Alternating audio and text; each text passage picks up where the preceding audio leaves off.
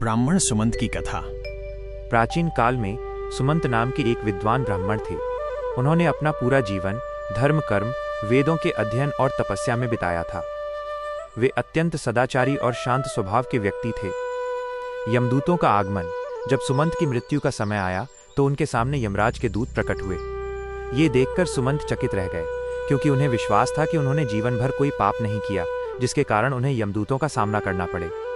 अनजाने में हुआ पाप। सुमंत ने यमदूतों से इसका कारण पूछा। यमदूतों ने बताया कि यद्यपि वे एक धर्मात्मा पुरुष हैं, लेकिन उनके जीवन में एक छोटा सा पाप हुआ था। एक बार जब वे पूजा कर रहे थे, तब एक कीड़ा उनके पैरों के नीचे दबकर मर गया था। उस जीव की हत्या का दोष उन पर था और उसी के दंड स्वरूप उन्हें नरक के दर्शन करने होंगे। ऋषि की सलाह। सुमंत व्याकुल हो गए और उन्होंने यमदूतों से प्रार्थना की कि उन्हें इसका प्रायश्चित करने का एक अवसर दिया जाए। यमदूतों ने उन्हें 1 वर्ष की मोहलत दी। सुमंत तुरंत ऋषियों के पास गए और मुक्ति का मार्ग पूछा। व्रत का पालन।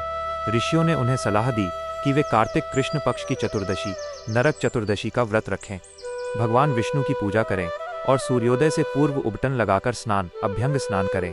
मुक्ति। सुमंत ने पूरी श्रद्धा के साथ इस व्रत का पालन किया।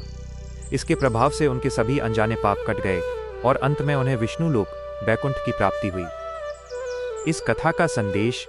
यह कथा हमें सिखाती है कि मनुष्य से अनजाने में भी सूक्ष्म जीव जंतुओं की हत्या या अन्य गलतियां हो जाती हैं। नरक चतुर्दशी का दिन इन्हीं सूक्ष्म पापों के निवारण और नरक, नकारात्मकता, दुख से मुक्ति का दिन है।